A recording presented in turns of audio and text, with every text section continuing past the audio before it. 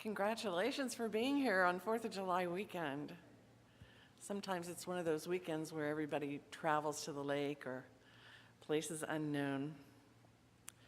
You know, the title of this talk is The Multicultural America, and I found it a little bit challenging. The energy of that title was pulling me to talk about our differences and to honor our differences, which is good. But at the same time, as a metaphysical minister, it was pulling me to talk about our oneness and to heal through that the things that divide us. Because as the reading said, we're all one. We're all unique individuals, and yet we're all brothers and sisters. It's kind of a paradox, isn't it? I was thinking it might be a nice coin to have oneness on one side and individualism on the other. It's all part of the one. So this morning I sought help from Jesus, Buddha, Black Elk, and Ernest Holmes. So hopefully they'll help us understand this topic. You know, I didn't think about culture when I was growing up. We were always around a lot of relatives, and my uncles would, if we get a little rowdy, they'd say, "Oh, you're just Dutch." And I went, "I don't know what that is." And then we'd be doing something else, and another uncle would say, "It's bringing out the Irish in you." And I didn't think anything of it. And our family name was Danzig, and I thought it was German. I Googled it yesterday. It's Polish.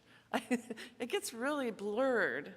And my maiden name's MacIver, which is Scots-Irish. And if you walk in my bedroom at home, you think I'm Native American. So it gets really interesting, doesn't it? So I went about a year ago, I signed up with 23andMe. It's a place that they send you a swab and they do your DNA and they tell you what your lineage is. And actually I'm 83% British and Irish and the rest Northern European. So what does all this mean? I'm still one. I'm still one, and I embrace the values of all those cultures, but I'm still one because that's what Ernest Holmes said, and that's what Jesus said, and that's what Black Elk said. Ernest Holmes said the universe has to be one in order to be at all, because a house divided against itself cannot stand. You know, today we look around at many countries and we see that that's true. Even our own country is getting more difficult to see that a house divided against itself is having a difficulty standing as one. This week I've been listening to a CD by Neale Donald Walsch. It's Conversations with God, Volume 4. And Walsch said to God, "What is the most important thing can I do to help humanity?" And God said, "Well, obviously it's staying awake. Staying awake to your true nature, and sharing that truth with others if they're interested. Not because we think it's right, we don't share, but it's if they're interested. And it means walking our talk. It means walking, talking, acting, being awake as best we can. And that supports others who are on that journey to awakening. Buddha said, light your own lamp, and then the lives of others will be illuminated effortlessly. We do have that personal power as we are centered in that belief of oneness, in the attributes of God. I know for myself there have been people coming to me saying, "What is that? What is that?" I know Sue gets that too. "What is that?" And then we share, and they go, "Wow, I never thought of life that way." Living in God consciousness means living without envy, without anger, without fear, without jealousy. Those things are sometimes hard to do. But as I was listening to God on this CD, great, great voice of God, he also reminded me of Ernest Holmes and Chris Johnson. There's only one life. That life is God's life. I'm not singing that very well. That life is perfect, and that life is my life now. So if you've been around this philosophy, this center for very long, you know that this is a beautiful philosophy, but it's very challenging, and you can't rush learning it. You can't take 3 classes at the same time and say, "I got it now." And so when we take classes that are spiritually fulfilling and enlightening, and we read spiritual books, and we come to a spiritual community like this on Sunday, and we feel this energy, we feel this love, you know, it puts us on that path to that moment when we have that big aha experience, and we get it. And we don't go back. We don't go backwards. We keep trying to polish that truth. Reverend Sue gave me a book to help with this talk this week, and it was about practices for lasting peace. And the author said, stopping the cycle of war requires studying the underlying motives for why we accumulate things, and why we keep challenging each other's religious beliefs. He said those challenges and that accumulation of material things shows a level of greed, of selfishness, a sense of inferiority, but also the word ethnocentrism, which means evaluating other cultures based on our culture, as if we are the only right ones. Because it's natural for communities to form around values and develop this culture, and a community also ends up with an ego that they're right and everybody else is wrong. And that happens when the spiritual values are not the basis of it. Materialism takes hold without these spiritual values, and then needs become confused with desires, and we kind of lose track. You know, in some of the bigger, wealthier communities around California, I know when one family got the big jumping box for the kids to have fun, the next family had to get it, and all of a sudden everybody on the street has it because you have to keep up with the Joneses. And that could cause deep divisions within any community. So it's spiritual self-transformation. That's what we offer here. This is the gift that we offer you. You know, I remember the other day that Dr. Reverend Andrea Golden, now Andrea Azevedo, had studied anthropology in college. Now that wasn't a career that I was interested in, digging dirt and looking at fossils, but it's really more than that. It's the study of human history, and today anthropologists can trace Homo sapiens, you and me, back 8 million years. That's incredible. And some anthropologists study our genetic diversity and our evolutionary development, as well as our cultural history. And some anthropologists study our brains and our nervous system. How did we evolve? How did we move forward in the growth of humanity? And some anthropologists study Homo sapiens and how they migrated around the globe. And I think that's fascinating. Some anthropologists say, well, everyone really came from Africa in the beginning, but then I'm reading in some of my Google research this week that, wait a minute, maybe China too, maybe Asia, maybe this, maybe that. So I think while they thought it was Africa, a lot of different ideas are coming out now because more research is being done. Last Friday, I have a minister that I mentor until she gets ordained, and she's also a professional tour guide. Fun to talk with her. She's flying all over the globe, here, there, everywhere, and that is her ministry. Not all of it, but it's a good part of it because she meets people from all over. And she just returned from 8 days in the Dakotas in the Black Hills with 23 people on her tour. And she loves sharing the history of areas wherever she goes. And I thought, this is an interesting sideline to this multiculturalism because it happened in our country. On one of the stories that she told her tour group was called The Black Hills Betrayal. And I encourage you to Google that. It's quite fascinating. And I learned a lot, and let's hope it's all correct information and not fake news. That's my concern this morning, because I didn't know this whole story. The historians trace the arrival of the Arikara Native tribe to the Dakotas about 1500 AD. That's quite a while ago, 1500 AD. And they were followed over the years by the Cheyenne, the Crow, the Kiowa, and the Pawnee. And the Lakota, also known as the Sioux, arrived in the Dakotas in the 1700s, and they chased all the other Indians away. They all headed west. So the Sioux kind of took over. And they claimed the land known as the Black Hills. Well, from the earliest days of the United States and the signing of the Declaration of Independence, 1776, the federal government just did not know what to do with these Indian tribes. In 1831, there was a court case called Cherokee Nation versus Georgia. And the Supreme Court decided that Indian tribes are not foreign nations, but they're not states either. They called them domestic dependent nations. But the Constitution didn't provide any guidelines on what to do with that. So to have an independent nation within an independent nation was quite the dilemma. The Indians weren't citizens, and so what ended up is the government signed treaties with the various tribes, and we all know how that went. But at this time, 1831, this court case, then came the American Civil War that ended in 1865, and that was a very ugly time in our history.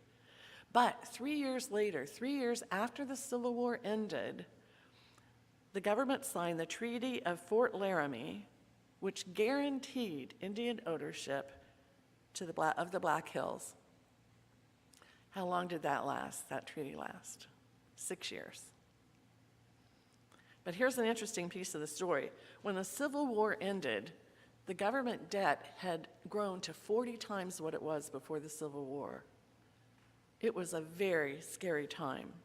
And Reconstruction began, and it was very, very expensive. I was reading this list of how many thousands of people had to have amputated limbs because of the war, the Civil War. And there weren't replacements, of course, back then. And how difficult it was for people to get jobs when they were partially dismembered. It was called one of the darkest times in our history, the Reconstruction.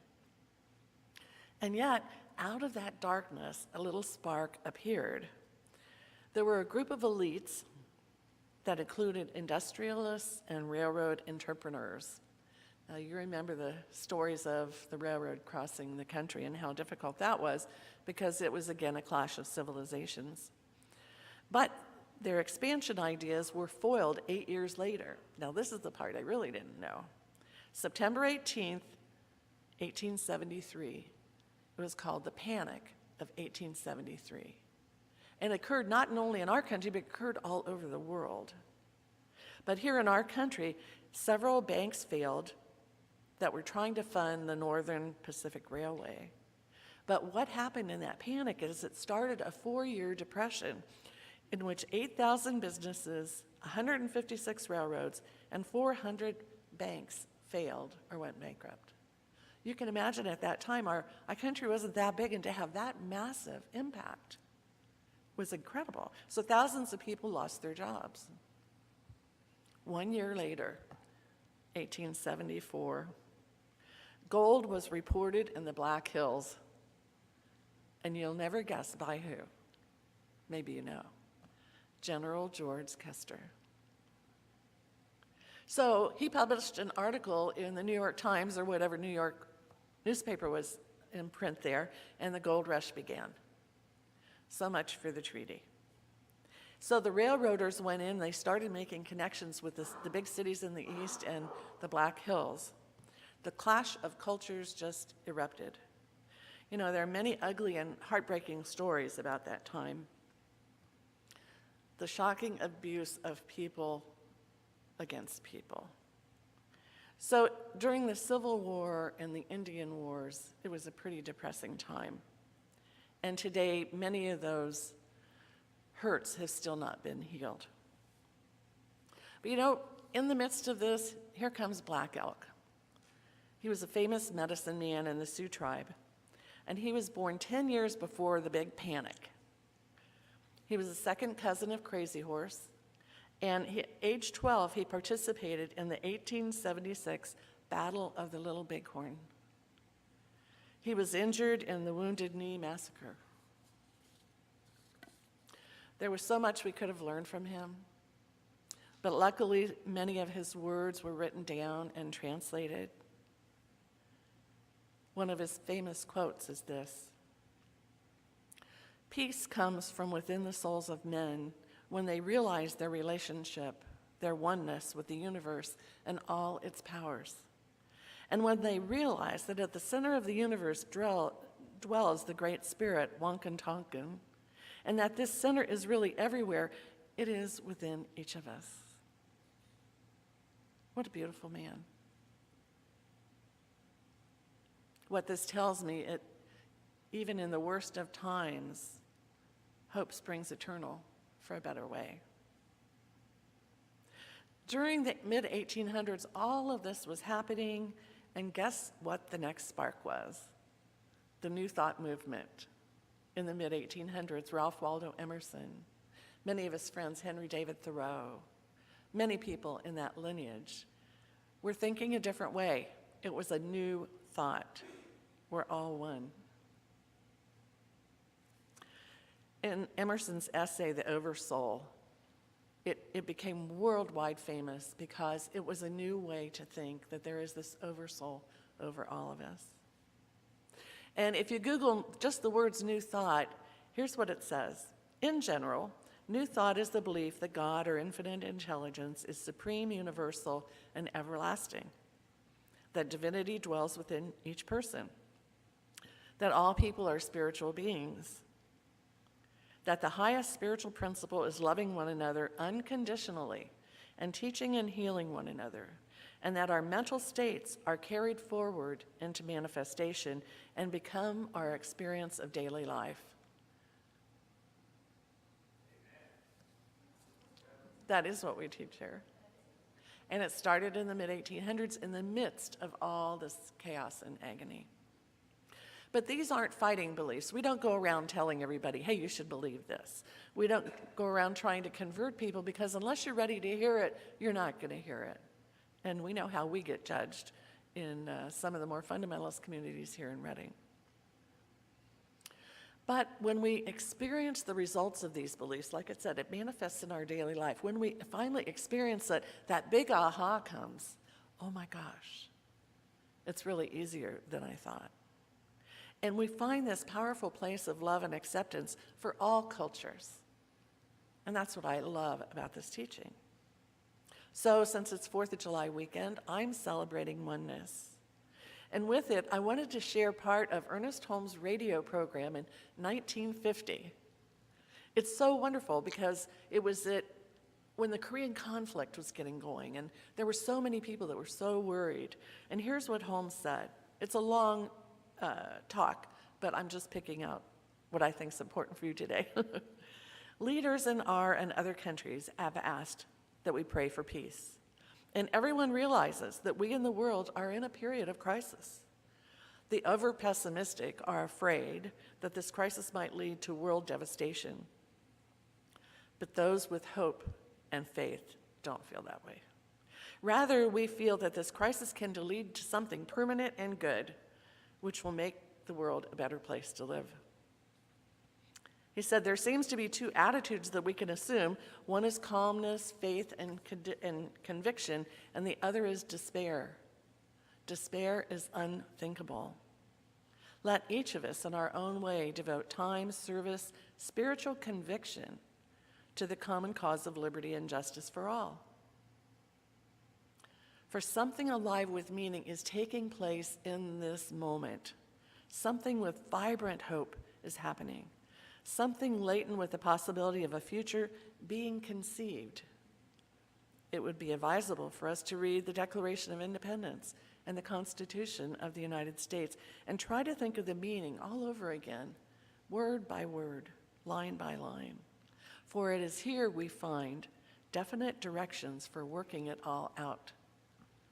So that's my challenge to you this week, if you have those documents. So are multicultural differences more valuable than recognizing our oneness? Everybody will have a different idea. As a minister, oneness pushes the buttons of so many, and I think that's good. If we're all one, why would we fight? If we're all one, why would we condemn? Like Ernest Holmes said in the reading, we exist in unity, but unity does not mean uniformity. It means oneness of purpose.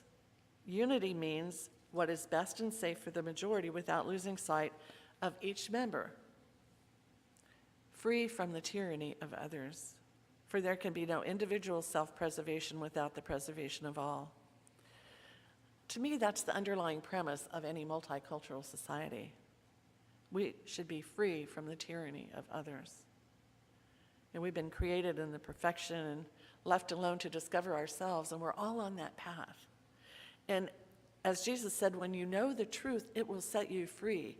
That's what 4th of July is all about. And it's worthy of contemplation this weekend and this week. So I invite you to do that. And we'll close this with a prayer.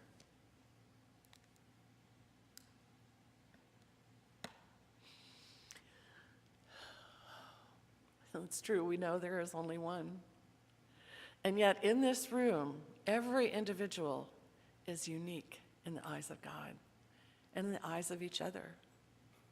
But we're all here for a purpose of learning and growing in our spiritual evolution to see the greater good everywhere. So I accept for myself and everyone here a new level of awareness that the history of this country is filled with cultural battles, and we can see how those can happen, but we can also see that through every agonizing part of history, a new spark is born. Thank goodness for New Thought.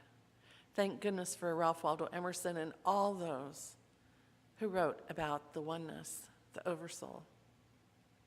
We are blessed to live in this time. We are blessed to recognize that we are here at this time for a greater purpose, and that is to be the light, a light for others, a light for those who yearn to know and yearn to appreciate their own purpose. So I give great gratitude for this 4th of July celebration, gratitude for recognizing how valuable it is to live free of tyranny. So thank you, Spirit. Thank you, God, for this path, for this teaching, for the love that we share here together. This is the truth, and so it is.